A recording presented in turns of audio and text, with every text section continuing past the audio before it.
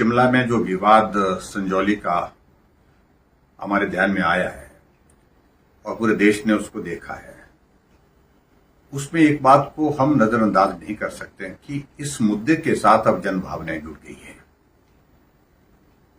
हिमाचल प्रदेश हमेशा शांति प्रिय प्रदेश रहा है और शांति प्रिय प्रदेश होने के साथ साथ इस प्रदेश को देवभूमि कहा जाता है।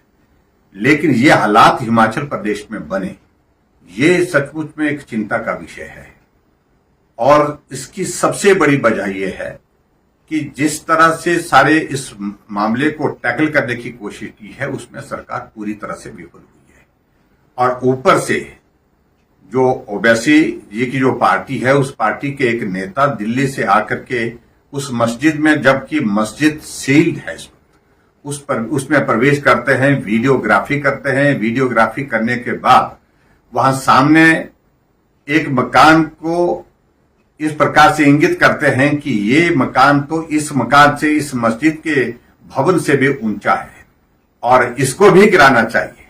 अब उनको क्या मालूम है कि मस्जिद जो है बिल्कुल गैर कानूनी तरीके से बनी है, वो अवैध निर्माण है और जिस भवन का वो जिक्र कर रहे हैं उसकी वाकायदा परमिशंस जो है नॉर्म के मुताबिक, रूल्स के मुताबिक जो है लेने के बाद वो भवन बने हैं। ऐसी टिप्पणी करने का अभिप्राय सीधा सीधा है कि वो हमारे हिंदू समाज की भावनाओं को आहत करने की कोशिश कर रहे हैं। और जो मुझे जानकारी मिली है कि एफआईआर उनके खिलाफ दर्ज हुई है, लेकिन मेरा यह मानना है कि मात्र एफआईआर दर्ज करने से नहीं, और ऐसे में जब इस शांतिपूर्ण माहौल को खराब करने के लिए उन्होंने काम किया है तो उनके खिलाफ सख्त कार्रवाई होनी चाहिए। और दूसरी बात, अवैध निर्माण एक इंडिविजुअल का अगर होता है वो अलग परिस्थिति बनती है, वो इंडिविजुअल के खिलाफ केस बनता है।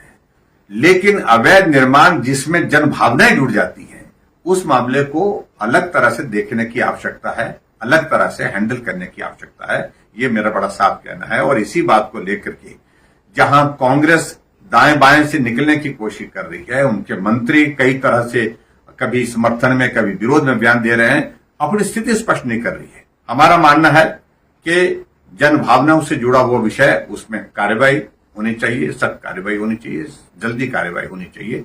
इस सारी चीज को लेकर के हमेशा हमने अपनी बात कही है। तो विक्रमादित्य जी ने जो स्टेटमेंट दी है उसमें बड़ी सीधी सी बात, एक बात कि उन्होंने उस बात का जिक्र किया जिसके सिलसिले में हमने काम करना शुरू किया था हमारी सरकार ने।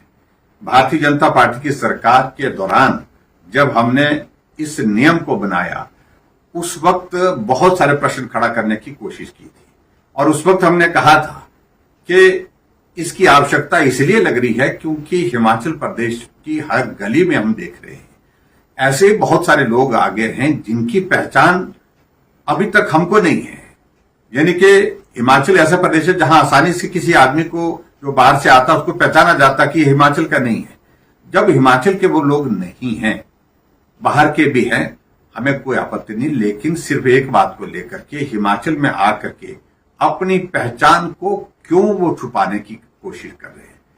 हमने शुरुआत की थी, रजिस्ट्रेशन होना चाहिए, वेरिफिकेशन होना चाहिए। हमने प्रोसेस स्ट्रीट वेंडर के लिए इस नियम की जो है वो एक पॉलिसी बना करके एक शुरुआत की थी। इसी बात को लेकर के वो भी कह रहे हैं कि बाहर से आए लोगों की वेरिफिकेशन होनी चाहिए, आइडेंटिफिकेशन होनी चाहिए और जो भी काम करते हैं उनका पूरा परिचय उस दुकान पे रहना चाहिए। ये उनने बात कही, तो मैं समझता हूं बात तो ठीक कही है। अब मुझे मालूम नहीं कब तक वो टिके रहते हैं, क्योंकि इसी तरह की बात हिमाचल प्रदेश में अनिरुद्ध सिंह ने विधानसभा के अंदर कही थी और दूसरे दिन के बाद उनकी टांगे लड़खड़ा गई, क्योंकि ऊपर से आदेश हो गया कि उनको मंत्रिमंडल से निकालो।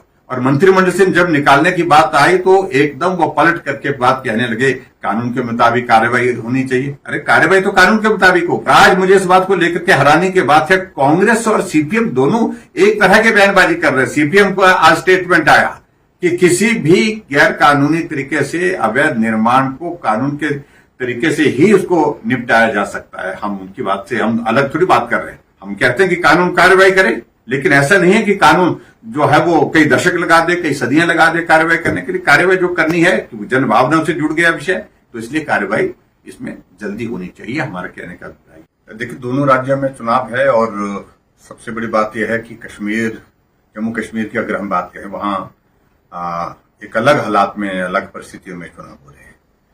और मैं इस बात को देख रहा हूं, धारा 370 समाप्त होने के बाद वहां भारतीय जनता पार्टी को बहुत बड़ा समर्थन, जो जम्मू रीजन है उसमें बहुत बड़ा समर्थन मिल रहा है। और ये भी बात देखने में आई है कि भारतीय जनता पार्टी को समर्थन जो है वैली में भी प्राप्त हो रहा है। ऐसी सूरत में मुझे पूरा भरोसा है कि परिणाम अच्छा होगा, निश्चित रूप से हमारे लिए उत्साहवर्धक होगा। जहां तक हरियाणा की बात है, हरियाणा में भारतीय जनता पार्टी की सरकार का पूरा 10 साल का कार्यकाल हुआ है, विकास किया है। और जिस बात के लिए हरियाणा को अब जाना जाता है 10 साल के कार्यकाल भारतीय जनता पार्टी का पूरा होने के पश्चात, उसमें विशेष तौर से कि पारदर्शिता एक बहुत बड़ा मुद्दा लोगों के दिल दिमाग पर है। ईमानदारी से भर्तियां और बड़ी संख्या में भर्तियां और उसमें पारदर्शिता, ये सारी चीजों को लेकर के एक बहुत बड़ा मुद्दा है। और उसके बाद डेवलपमेंट एक बहुत बड़ा मुद्दा है, हर क्षेत्र में विकास हुआ है। और हरियाणा में जिस प्रकार से कांग्रेस पार्टी की आपस की लड़ाई है, कुमारी शैलजा अलग जगह बैठी हुई है और उसके बाद मुख्यमंत्री के दावेदारी करने के लिए सब होड़ में लगे हुए हैं। और ऐसी सूरत में निश्चित रूप से जहां राहुल गांधी इस बात को लेकर के चल रहे थे कि गठबंधन करना चाहिए, लेकिन हुड्डा जी ने बिल्कुल साफ मना कर दिया, उनकी बिल्कुल ना चलने दी।